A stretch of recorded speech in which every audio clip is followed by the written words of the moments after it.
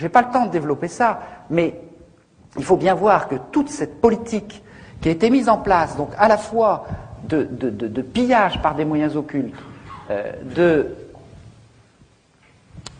présence barbouzarde. Alors, chaque chef d'État avait à côté de lui un officier de la DGSE qui était chargé de veiller à la sécurité de ce chef d'État ou le débarquer du jour au lendemain quand il avait cessé de plaire. À Namani Diori au Niger, par exemple, le jour où il est venu l'idée de vendre de l'uranium à autre chose que la France, il a été débarqué immédiatement.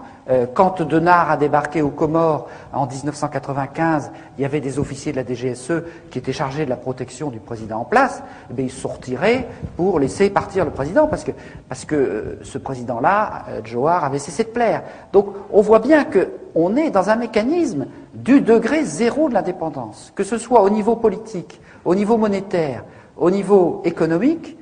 au niveau militaire.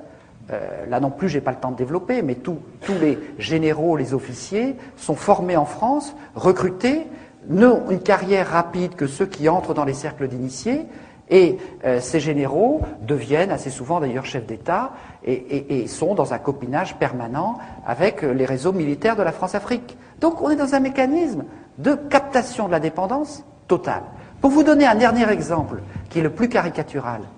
enfin peut-être pas, mais le plus actuel, c'est ce qui se passe au niveau des élections depuis 1990. Parce que, vous comprenez, dans la mesure où on met ici en place des chefs d'État amis, et on leur dit « enrichissez-vous, confondez l'argent public et l'argent privé, donnez l'exemple de la corruption ». Dans la mesure où on dit ça à ces gens-là, on comprend bien que le développement, il n'a pas été très loin. Si vous passez du service public, qui restait un tout petit peu au moment des indépendances, au self-service public généralisé, si vous avez cette corruption qui monte, en plus la baisse du cours des matières premières,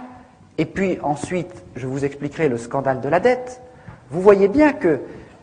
ces dirigeants, quand est arrivée en 1990 une incroyable poussée démocratique en Afrique, ils ne pouvaient pas dire au peuple « élisez-moi parce que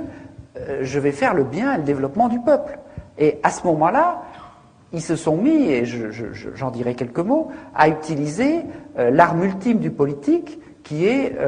l'arme du bouc émissaire, l'arme de la manipulation de l'ethnisme, en disant « si vous ne votez pas pour moi, ce sera l'ethnie détestée qui va venir prendre la place à ma place ». Et c'est ce qui s'est passé exactement au Rwanda, ce qui a failli se passer en Côte d'Ivoire, et qui menace un certain nombre de pays d'Afrique. Mais pour assurer en même temps